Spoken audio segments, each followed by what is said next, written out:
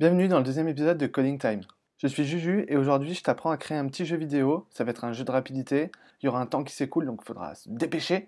Ça va être un petit jeu de rapidité et de récolte, il va falloir récolter un maximum de points en un minimum de temps. Mais avant d'en dire plus, générique.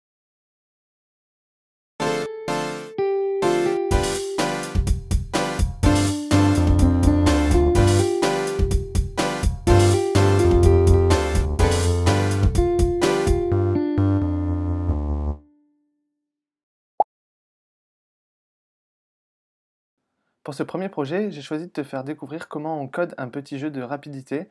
On va contrôler un petit bonhomme à la souris, il va falloir récolter un maximum de points. Globalement, ça va ressembler à ça. Donc tu contrôles la direction du bonhomme avec la souris, il faut récolter un maximum de points, il y a des petits bonus et un temps qui s'écoule, et donc du coup, il faut se dépêcher. Voilà, donc je te laisse te préparer, aller sur Scratch, et puis c'est parti. Ok, alors une fois sur Scratch, on démarre un nouveau projet. Ok, c'est parti. La première chose quand on veut créer un jeu vidéo, c'est de procéder par étapes. Alors nous, on va avoir un personnage qui se déplace à l'aide de la souris.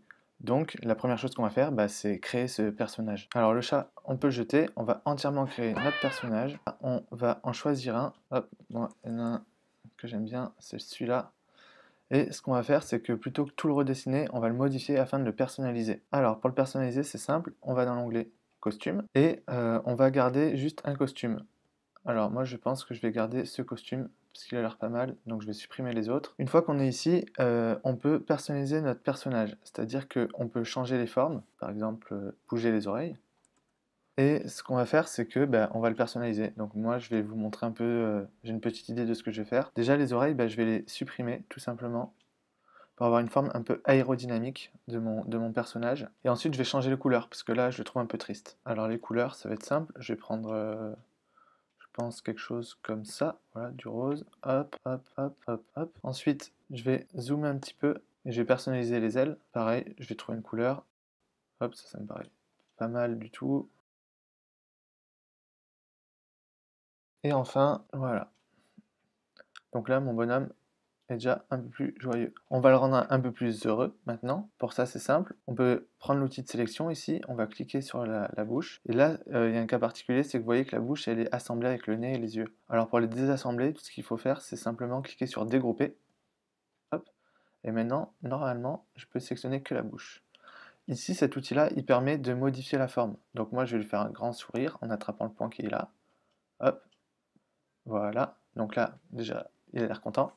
Et enfin, on va faire des yeux un peu plus joyeux. Donc pour ça, je vais prendre l'outil cercle. Là, je vois que je suis en couleur noire. Cool. Donc je vais dessiner des grands yeux.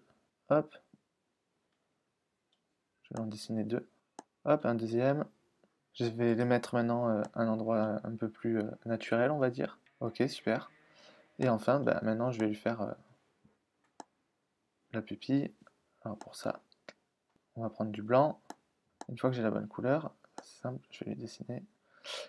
Faut pas hésiter à zoomer pour mieux se positionner. Et voilà, mon personnage est personnalisé. Donc maintenant, je vais lui agrandir les jambes. Donc il faut que je sélectionne deux éléments. Donc je clique sur le premier, je maintiens la touche Maj. Hop, ça me permet de sélectionner les deux. Et ensuite, je vais pouvoir tirer les jambes. Tac. Et voilà, j'ai mon personnage. Alors, je peux retourner dans le code. Et on voit ici que mon personnage, il prend quand même pas mal de place. Donc on va changer la taille et je vais le mettre à 50%. On verra ce que ça donne. Et j'en profite pour aller choisir un arrière-plan. Voilà, lui sera parfait.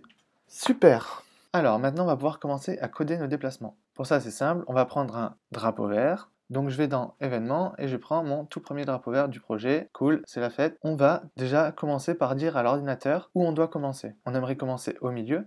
Donc au milieu, en fait, c'est 0, hop, et 0. Tac, super. Je vais m'assurer qu'à chaque début de partie, il revienne au milieu. Donc je vais lui dire d'aller au milieu. Et aussi, je vais lui demander d'attendre une seconde avant de démarrer le jeu. Pour ça, je vais dans contrôle et je prends bloc attendre une seconde. Ensuite, on va contrôler les déplacements de notre personnage. Notre personnage, on veut qu'il se déplace tout le temps, alors on sait qu'il nous faut un bloc répété indéfiniment. Donc je vais aller dans contrôle, j'y suis déjà, c'est pratique. Je prends bloc répété indéfiniment et on va demander à notre personnage de tout le temps s'orienter vers la souris. Parce qu'en fait, on va le contrôler en le faisant suivre la souris. Du coup, je vais aller dans mouvement et un bloc, c'est s'orienter. Et là, on peut mettre pointeur de souris, pratique. Donc je vais mettre ça, et d'ailleurs, on peut faire le test maintenant. hop, il attend une seconde, il s'oriente vers le pointeur de souris. Le petit problème, c'est que comme on peut voir, mon personnage, ben, en fait, j'aimerais que ce soit le haut de sa tête qui s'oriente vers la souris, pas le côté. Alors pourquoi il s'oriente comme ça? Parce qu'en fait, sur Scratch, c'est la partie droite du personnage qui s'oriente vers les autres éléments. Et comme je dis de s'orienter vers la souris, bah, c'est la partie de droite qui s'oriente vers la souris. Donc on dirait que mon bonhomme, il est de travers. On va faire en sorte que la partie de droite soit sa tête pour qu'il s'oriente mieux vers la souris. On retourne dans Costume et on va tout sélectionner. Et là, on va pencher notre bonhomme. Et maintenant, la partie qui est à droite, eh ben, c'est la tête. Donc il pourra mieux s'orienter vers la souris. Et tant qu'on y est, on va faire quelque chose d'important. C'est qu'on va le prendre et on va le remettre bien au centre. Hop. Normalement, quand on s'approche du centre, clac, il se clipse, pratique. Et du coup, maintenant, c'est bon. Et d'ailleurs, si je fais le test, voilà, maintenant, il s'oriente bien vers la souris. Cool. Maintenant, ce qu'on peut faire, c'est que on va aller dans Mouvement et on va faire en sorte qu'il avance. Normal. On va chercher le bloc avancé. Alors, je sais plus où il est. Ah voilà, bah, c'est le premier. Hop, avancé de 10 pas. On va faire le test. Et hop, déjà, notre bonhomme avance et suit la souris. Alors là, c'est un peu rapide pour le type de jeu qu'on veut faire. On va changer la vitesse. Donc, pour changer la vitesse, il faut ici mettre un autre nombre. Et là, on peut faire le test, et au bout d'une seconde, voilà. On voit que la vitesse est plus raisonnable.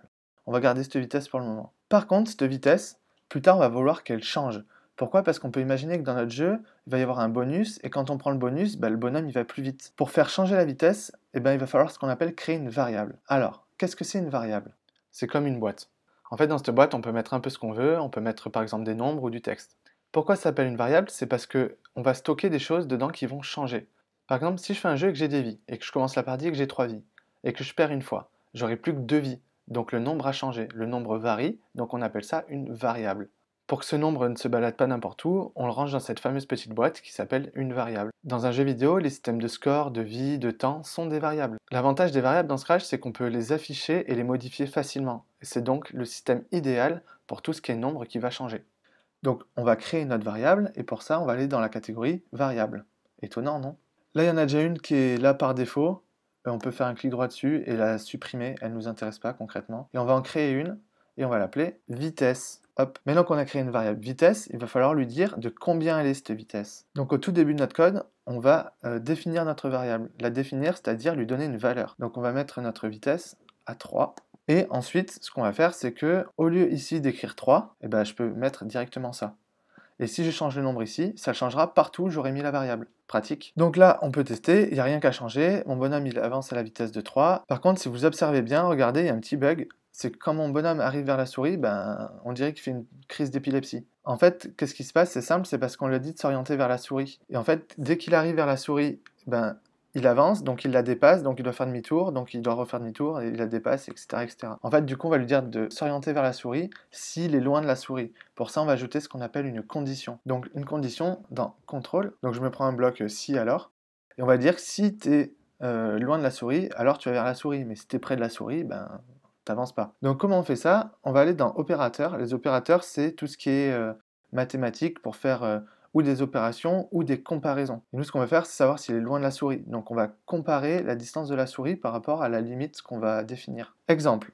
Donc, en gros, je vais prendre ce bloc-là, ce bloc qui veut dire 1 plus grand que 1. Et ensuite, je vais aller dans capteur. Et dans capteur, il y a une variable qui est toute faite, qui est toute prête pour nous. C'est distance de pointeur de souris. Donc là, pour l'instant, dedans, il n'y a que ça. Mais si j'avais d'autres personnages, je pourrais choisir la distance entre les personnages, etc. Donc on va lui dire que si la distance de la souris, elle est plus grande que 5, donc 5 c'est des pixels, et bien alors tu vas avancer. Donc en fait, c'est le même code, sauf que en plus, je lui mets une condition, c'est ok, tu avances tout le temps et tu t'orientes tout le temps vers la souris, mais si tu es à plus de 5 pixels de la souris. Et voilà, il se tient tranquille. Cool. Donc maintenant, ce qu'on va faire, comme dans notre jeu, il va y avoir pas mal de code, c'est qu'on va commencer à s'organiser. Donc ce qu'on peut faire ici, c'est un petit clic droit sur le bloc drapeau vert, et on va faire ajouter un commentaire.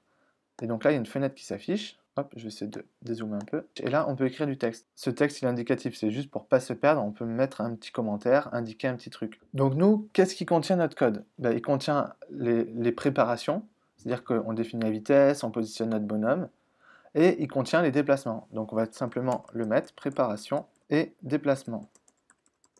Voilà. Comme ça, on sait que ce code, il sert à ça. Pour l'instant, on le sait puisqu'on n'a qu'un code, mais quand on aura terminé le jeu, on aura plus de code, et du coup, ce sera bien pratique pour se repérer et pour savoir ce qu'on a fait et où ça se trouve. Comme on est en train de s'organiser, on en profite pour renommer notre bonhomme. Il s'appelle Bat. Donc moi je vais l'appeler Bobinou. Donc hop, Bobinou, parfait. Et maintenant il s'appelle Bobinou, il est content, super. Et voilà, on a fini la première étape de notre jeu vidéo, donc les déplacements du personnage. On va s'arrêter pour le moment. Ça fait déjà pas mal d'activités sur l'ordinateur. Il faut un peu aussi savoir s'aérer. La prochaine fois, on continuera le jeu. On va ajouter des objets à récupérer, des petits bonus, etc., etc. Tu peux toujours aller sur mon compte Scratch pour voir un peu les projets, pour farfouiller, pour faire des expériences. En attendant, n'hésite pas à partager la vidéo avec tes copains, tes copines, un maximum de monde. J'espère que ça t'a plu. C'était Juju, paix, amour et confinement.